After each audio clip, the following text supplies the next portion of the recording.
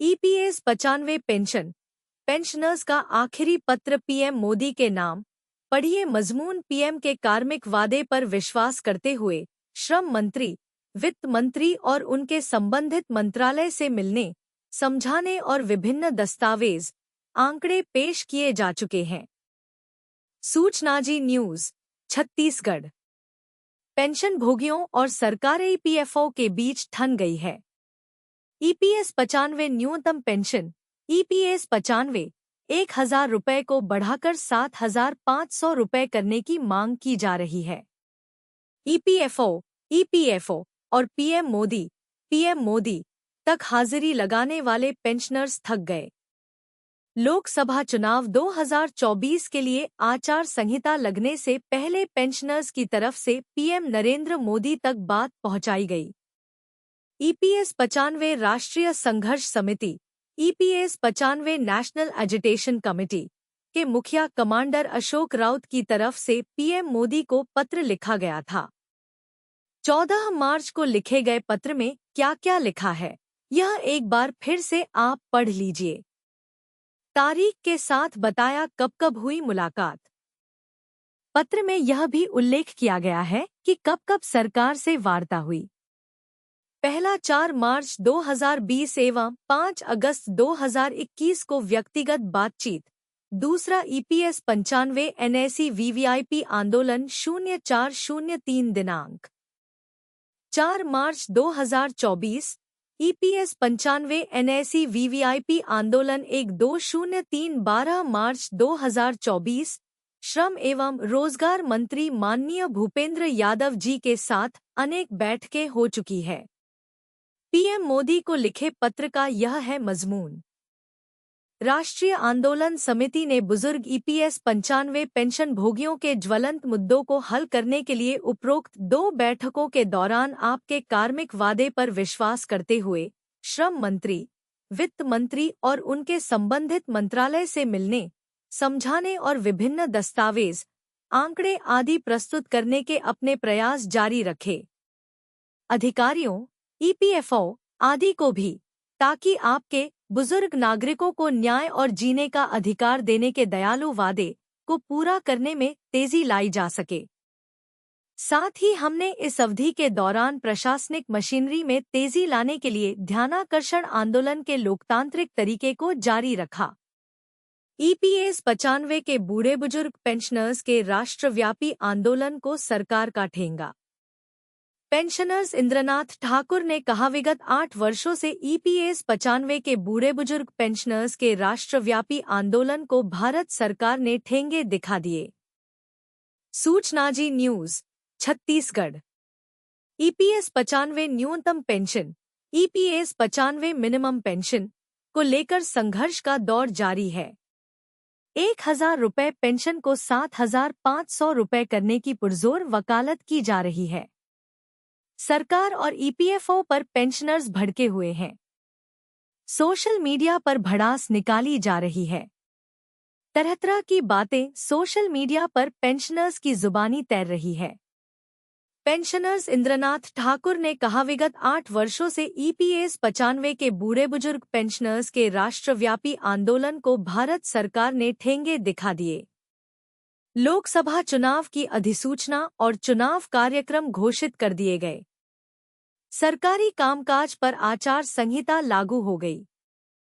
फिर भी देश के सेवानिवृत्त कामगारों ने अपना मुहिम अधिक तीव्रता से जारी रखा। मरता क्या नहीं करता।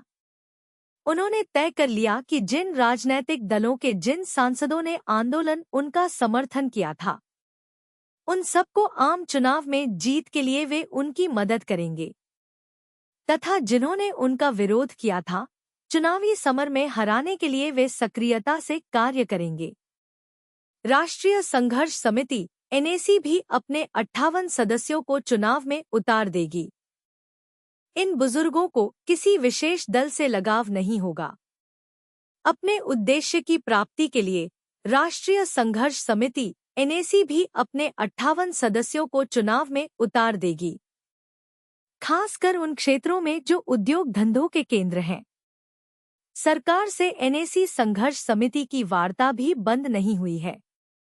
कहा जा रहा है कि बुजुर्गों की जीवन रक्षा के लिए पहले से चल रहे प्रयासों को जारी रखने के लिए चुनाव आयोग से अनुमति ली जा सकती है।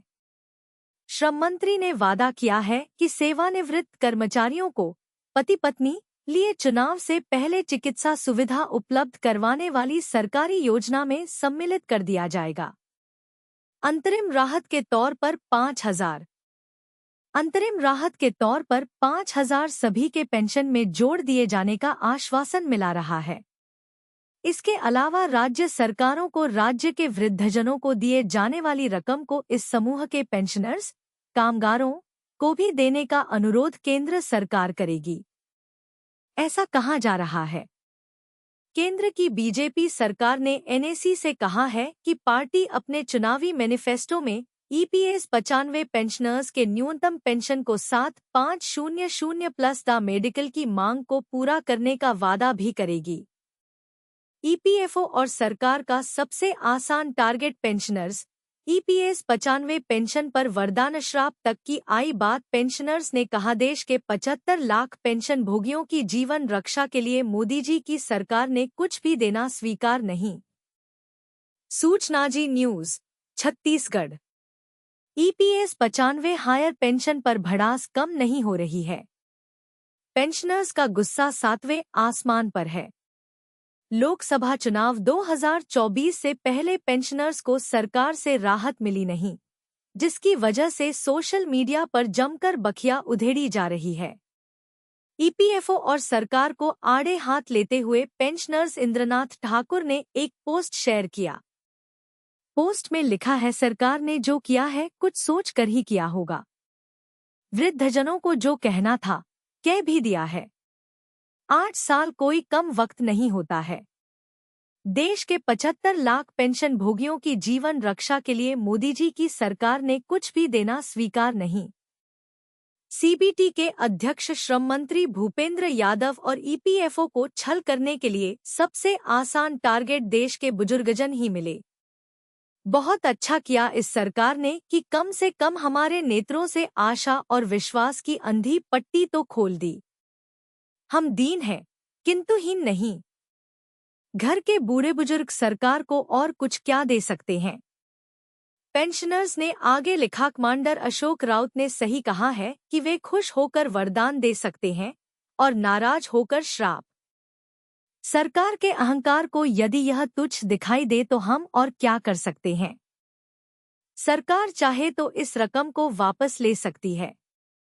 हाँ, 1,1500 की पेंशन की रकम जो वैसे ही बेमानी है, इस रकम को देश की सेवा में समर्पित कर सकते हैं। अगर सरकार चाहे तो इस रकम को वापस ले सकती है। हमें खोने के लिए और कुछ है भी नहीं। किंतु सरकार की नीतियों और नीयत पर और अधिक भरोसा कैसे कर सकते हैं। जो होता है अच्छा ही होता है।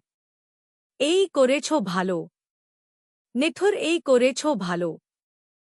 हमारे वोटों या नोटा से इनको कुछ भी फर्क नहीं पड़ेगा। पेंशनर्स के मन की बात को पढ़ने के बाद नितिन भागवत का जवाब आया। लिखा, शानदार पोस्ट। इंद्रनाथ ठाकुर जी, दुख बाटे थोड़ी पीड़ा कुछ समय के लिए सही आराम देती है, लेकिन हमारे वोटों या नोटा से इनको कुछ भी फर्क नहीं पड़ेगा। ये अपना दायरा दूसरे पार्टी को लोगों को लेकर बढ़ा रहे हैं। हमारा श्राप कहीं न कहीं तरसाएगा। बाकी जो होना है होके रहेगा। EPS 95 pension, EPFO, PM Modi की चुप्पी अंदर ही अंदर खा रही। पेंशनर्स को औसत 1,171 का पेंशन उन्हें दिया जाता है, जो उस कर्मचारी ने स्वयं पेट काट कर जमा की थी। सूचना जी न्यूज छत्तीसगढ़। ईपीएस 95 न्यूनतम पेंशन, ईपीएस 95 मिनिमम पेंशन को लेकर एक और पोस्ट ने हड़कंप मचा दिया है। पेंशनर्स इंद्रनाथ ठाकुर के पोस्ट में पीएम मोदी पर निशाना साधा गया। न्यूनतम पेंशन 1,000 रुपए को 7,500 रुपए करने की मांग की जा रही है। सरकार से आश्वासन मिलते रहे, लेकिन अमल नहीं हो सका है। इस बात को लेकर पेंशनर्स भड़के हुए हैं। पोस्ट के मजमून को आप भी पढ़िए। पेंशनर्स के मन की बात कुछ इस तरह है। माननीय मोदी जी, आप चुप हैं। माना कि अभी चुनाव का दबाव है, लेकिन प्रश्न आपकी नीयत का है। ईपीएस 95 के 75 लाख सेवानिवृत्त कर्मचारियों के लिए यदि आपके हृदय में हमदर्दी है, तो फिर आप चुप क्यों हैं? अगर बुजुर्गों को जीवन जीने का अधिकार है तो सोचिए, क्या उसे पेंशन के नाम पर दी जा रही रकम ज्यादा है? क्या यह न्यायपूर्ण लगता है? पर्याप्त है? जबकि औसत 1171 का पेंशन उन्हें दिया जाता है, जो उस कर्मचारी ने स्वयं पेट काट कर जमा की थी। जो रकम ईपीएफओ के खाते में, क्या यह रकम उसके द्वारा जमा की गई मूलधन का समुचित ब्याज भी होता है? जो रकम ईपीएफओ के खाते में किसी कर्मचारी ने जमा की थी ताकि सेवाकाल के बाद उसके भविष्य के जीवनयापन के लिए होगा, कर्मचारी को वह जमा रकम सरकार वापस कर देती, मगर सरकार ने वह रकम जब्त कर ली। क्या यह न्याय है? जमा मूलधन का समुचित ब्याज। उस जमा मूलधन का समुचित ब्याज भी अब सरकार अदा नहीं करना चाहती है। क्यों? जिस वक्त तत्कालीन सरकार संगठित क्षेत्रों के कामगारों पर भी यह स्कीम लागू कर रही थी, सरकार ने सुनहले सपने दिखाए थे। कहा गया था कि सरकारी पेंशन से भी यह पेंशन बेहतर होगा। सेल के कर्मचारी अपने वेतन का एक्चुअल भाग सेल के कर्मचारी अपने वेतन का एक्चुअल भाग इस स्कीम में जमा करने के लिए तैयार थे। हमने जिसके लिए अलग से रकम भी कटवाए थे, लेकिन सरकार लेने से मना कर रही थी। जब हम सेवानिवृत्त हुए तो सेल ने हमारी कुल जमा राशि को हमें वापस कर दिया था। उम्र 73 के पार और पेंशन 1505 रुपए। उस वक्त पेंशन मद में सिर्फ 6000 वेतन के अनुसार ही कटौती स्वीकार की गई थी। जो भी हो, इसमें कर्मचारियों का कोई दोष नहीं था।